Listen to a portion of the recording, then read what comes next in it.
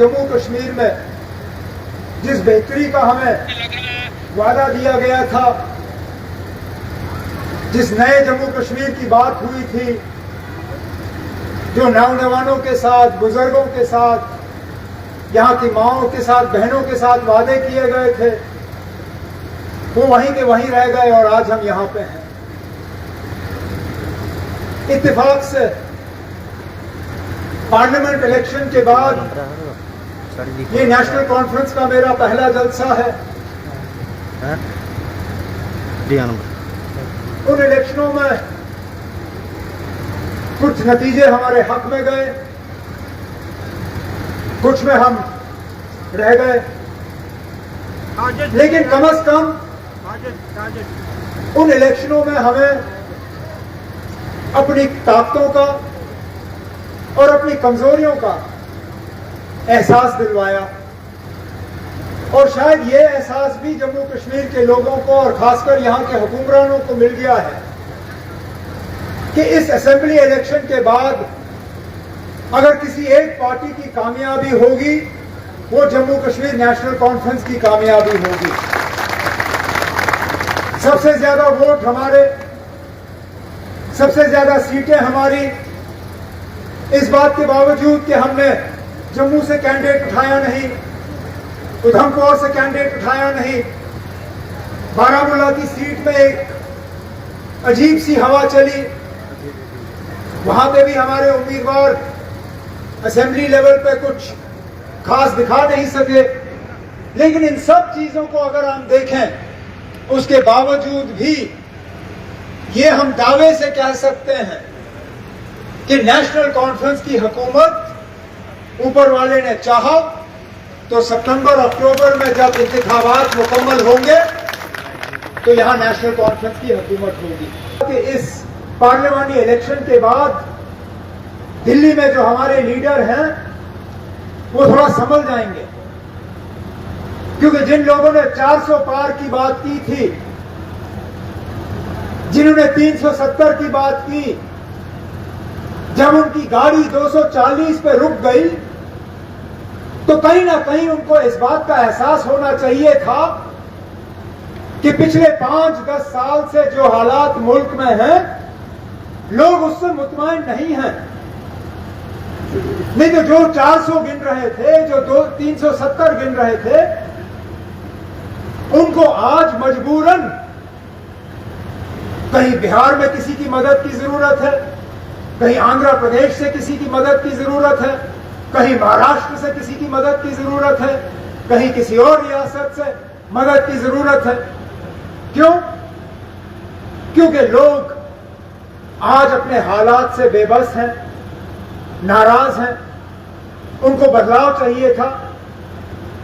अगर हम यहां बुरा सलाखिया की बात करें, अगर हम उन घरों की बात करें जो अपने नौजवान बच्चों को फौज में भर्ती होने के लिए तैयार करते थे, आज वो भी अग्निवीर स्कीम के नाम से परेशान हैं। कहते हैं कि इस स्कीम ने हमारा बेड़ा गर्क किया। वो ये कहते हैं कि हम अपने बच्चों को फौज के हवाले करेंगे, लेकिन 25 साल की उम्र पे जब उनको फौज से जो है बेदखल किया जाएगा, उसके बाद वो जाएंगे कहां? उन घरों में आज रिश्ते नहीं मिलते। ये हाल है। और आप देखें, पूरा बेल्ट, चाहे वो जम्मू कश्मीर का हो, पंजाब का हो, हरियाणा का हो, उत्तराखंड का हो, जहां जहां नौजवान फौज की तरफ जाते थे, जहां सबसे ज्यादा फौज में दाखिल होने का काम होता था, वहां सबसे ज्यादा नुकसान बीजेपी को उठाना पड़ा। नहीं तो यहां की हम बात करें, जहां पिछला इलेक्शन आपके मेंबर पार्लियामेंट ने कोई 3-3.5 लाख वोट के मार्जिन से जीता, आखिरकार इस बार 1-1.5 लाख पे ही उनका फैसला हुआ। अरे नाम, ये 2-2.5 लाख वोट गए कहां? कहीं सोचा आपने कि इन बेल्ट्स पे जहां आप आंख बंद करके सोचते थे कि ये वोट हमारा है, वो वोट आपको आया क्यों नहीं? कहीं आपने लोगों के साथ धोखा तो नहीं किया? 5 अगस्त 2019 जम्मू कश्मीर के साथ जो हुआ वो हमें याद है। 5 साल होने जा रहे हैं। उस वक्त यहां के नौजवानों को कहा गया था कि इनके रोजगार में अगर रुकावट है तो ये हल का झंडा है, अगर ये हल का झंडा हट जाएगा इनके रोजगार के दरवाजे खुल जाएंगे। आज 5 साल के बाद हम मजबूर होते हैं पूछने पे कि खुदारा हमें बताएं ना, कहां गए इनके रोजगार? मुल्क में सबसे ज्यादा बेरोजगारी अगर कहीं है तो जम्मू कश्मीर में है। आज आप बड़े शान से हमें ये प्रोजेक्ट दिखाते हो, फ्लाईओवर के खंभे लग रहे हैं जम्मू से लेके विजयपुर तक, लेकिन कोई जरा मुझे दिखाए ना एक ठेकेदार यहां का जिसको इस प्रोजेक्ट में काम मिला हो, एक इंजीनियर यहां का जिसको इस प्रोजेक्ट में काम मिला हो। मलबा भी बाहर के लोग आके उठाते होंगे, यहां के लोगों को वो भी नसीब नहीं होगा। सरकारी दफ्तरों में हमारा अपना कोई नजर नहीं आता। अफसर आते हैं, बाहर से आते हैं, चले जाते हैं, हमारा हाल पूछने वाला कोई नहीं, हमारी ज्योग्राफिया जानने वाला कोई नहीं।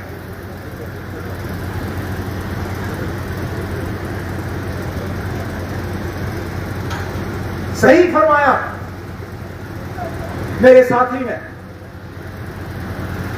हमने डेली वेजरों के लिए बना बनाया उनके रेगुलराइजेशन का प्रोग्राम तैयार किया था।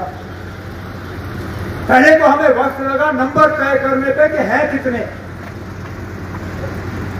क्योंकि इसमें भी हम चाहते नहीं थे कि कहीं घपला हो, कहीं ऐसा ना हो कि जिसका असली इस पे हक है वो रह जाए और कोई फ्रॉड करके निकल आए। तो कमिटी बिठा के हमने पहले तय किया कि हैं कितने, उसके बाद उनको रेगुलराइज करने का हमने स्कीम तैयार किया। बदकिस्मती से ऊपर वाले को उस वक्त मंजूर नहीं था।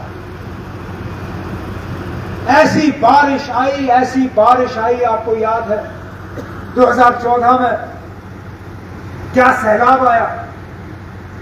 हम उस सैलाब में ही रह गए और जो काम हमने रखे थे, चाहे उन एडमिनिस्ट्रेटिव यूनिट्स का उद्घाटन करना, डेली वेजरों का रेगुलराइजेशन, बाकी कई सारी स्कीमें, वो सब रह गई। लेकिन मैं आज अपने साथियों को यकीन दिलाना चाहता हूं, मंशूर में, मैनिफेस्टो में इसका जिक्र जरूर होगा और जब नेशनल कॉन्फ्रेंस की हुकूमत बनेगी इनके रेगुलराइजेशन का काम हम जल्द से जल्द उठाएंगे, हम इंतजार नहीं करेंगे।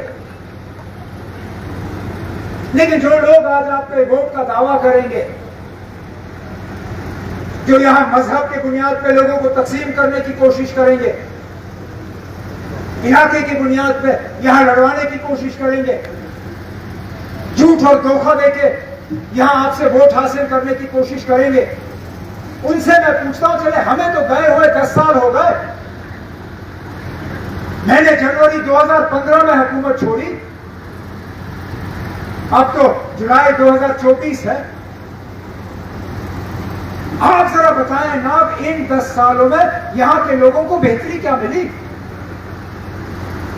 जगह जगह मीटर लगे, बिजली कहीं नहीं, लेकिन मीटर आपके घर में लगे, और मीटर भी ऐसे तूफान के, हर महीने कोई नया मीटर। पहले कहा मीटर लगाओ 24 घंटे बिजली मिलेगी, आप लोगों ने कहा चलो ना लगाओ मीटर।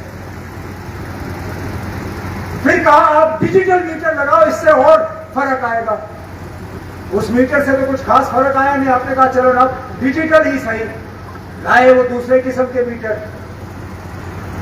हफ्ता नहीं हुआ ये लोग आए, कहा ये डिजिटल इतना नहीं है, आप स्मार्ट मीटर लाओ। और स्मार्ट मीटर भी ऐसा गजब का, मोबाइल फोन की तरह, पहले इसमें पैसा भरो, फिर चाहे बिजली हो ना हो उसमें से आहिस्ता आहिस्ता आहिस्ता आहिस्ता पैसा निकलना शुरू हो जाता है। जहां हमारे वक्त में बिजली का बिल 350, 400, 450 रुपए, उसमें भी जब हम 10 रुपए चढ़ाते थे यहां बवाल मचता था। आज कम से कम महीने में बिजली का बिल 1650 रुपए, 3-3 हजार है। गैस के सिलेंडर की हालत आप सबको मालूम है। बड़े जोर और शोर से यहां वो चूल्हे बांटे गए। कहा अब आपको घर में लकड़ी जलाने की जरूरत नहीं पड़ेगी। वजीर आजम साहब की तरफ से ये चूल्हा आपको मुफ्त, चूल्हा तो आपको दिया, लेकिन ये बताना भूल गए कि इसके साथ सिलेंडर आपको खरीदना पड़ेगा और हर महीने सिलेंडर की हम कीमत बढ़ाते रहेंगे। नतीजा ये निकला कि ज्यादातर लोगों ने उस चूल्हे के ऊपर कपड़ा चढ़ाया। अब उस चूल्हे की वो आरती उतारते हैं क्योंकि उसका और कोई काम नहीं है, जलाने के वो काबिल है नहीं, इतना पैसा उनके पास है नहीं कि वो जला सके उसको, रखा हुआ सजावट के तौर पर। आज पानी के मीटर, साफ पीने का पानी मुहैया नहीं होता, वाटर सप्लाई की स्कीम चलती नहीं, लेकिन पानी का मीटर अब आपके घरों पे ये लगाना शुरू कर रहे हैं। प्रॉपर्टी टैक्स, कूड़ा कचरा उठाएंगे नहीं, सड़क पे काम होगा नहीं, आपके गली कोचे जो है वो साफ होंगे नहीं, लेकिन गांव गांव में अब ये कहते हैं हम प्रॉपर्टी टैक्स लगाने का काम करेंगे। नौकरियां कहीं नहीं, महंगाई आसमान पे, हर चीज पे आज कीमतें जो है वो आसमान पे छू रहे हैं। ठेके बाहर वालों को, रोजगार बाहर वालों को, बैंक का लोन बाहर वालों को, लेकिन जब टैक्स चढ़ाना पड़ता है तो आप पे, जब कीमतें चढ़ानी पड़ती हैं तो आप पे, जब मीटर लगाना पड़ता है तो आपका, जब पानी पे कीमत बढ़ानी होती है तो आपका, तो इंसाफ का। चलिए आप तरक्की दे नहीं सके, कम से कम हमारी हिफाजत तो करते। मैं दावे से कहता हूं वो इलाके जिनको हमने मिलिटेंसी से पूरा साफ किया हुआ था अपने दौर में, आज उनकी हालत देखिए, देखिए कहां कहां हमले हो रहे। हमारे बहादुर सिपाहियों से उनकी जानों की कुर्बानियां ली जा रही हैं और ये लोग तस से मस नहीं। आखिरकार क्या लापरवाही हुई? कठुआ से लेके रियासी, रजौरी से लेके डोडा, शायद ही कोई दिन जहां पे हमें फौज के ऊपर हमले की खबर नहीं आती। और फिर कुछ लोग कहते ना हालात बिगड़ रहे हैं, इलेक्शन नहीं होने चाहिए। ना क्या हो गया आपको? इतनी कमजोरी आ गई है क्या? इतने हालात बिगड़ गए हैं? हमने 96 में इलेक्शन कराए, इतना तो हमें मान के चलना होगा कि आज और 96 में हालात का तो जमीन आसमान का फर्क है। जो लोग इन हमलों के बाद कहते हैं इलेक्शन नहीं हो सकते, क्या उनका यह कहना है कि हम इन बंदूक वालों के सामने झुके, हार माने? क्या हम अपने बहादुर सैनिक के जो अफसर और जवान हैं उनकी कुर्बानियों को पूरी तरह नजरअंदाज करें? अपने दुश्मनों को कहें कि आप हमला करो, हम आपके सामने लेट जाते हैं? हमें हिम्मत से इन ताकतों का मुकाबला करना होगा, लेकिन इन लोगों से नहीं होगा। इन लोगों ने साबित किया है 5 साल 2019 के बाद, आज जम्मू के आप हालात देख रहे हो, कोई इलाका ऐसा नहीं है जहां मिलिटेंसी का आज खतरा नहीं है। याद करिए हमने किन हालात में जम्मू इनके हवाले किया था और आज जम्मू के क्या हालात हैं। इन सब चीजों का आपको जवाब देने का मौका मिलेगा इनको। पुरअमन तरीके से सिर्फ और सिर्फ एक उंगली का इस्तेमाल करके जब आप बटन दबा के अपना फैसला सुनाओगे।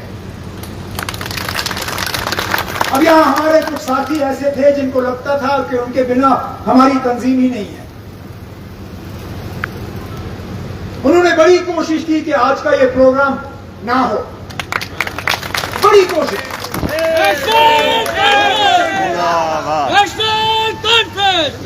पहले तो मुझे अफसोस इस बात का है कि मेरे कुछ साथी भी उनकी टांगें कमजोर हो जाती हैं, स्टेज पे आके बड़ी बड़ी तकरीरें करते हैं, लेकिन वो भी नहीं चाहते थे कि ये प्रोग्राम हो। समझ में नहीं आया क्यों।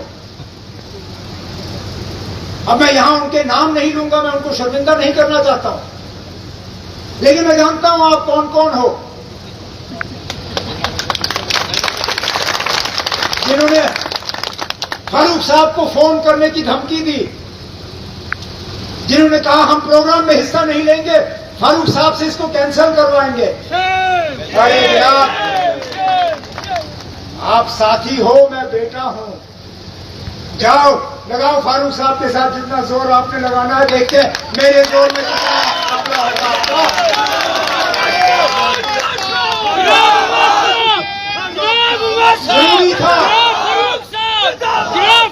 जरूरी था यहां पे प्रोग्राम करना,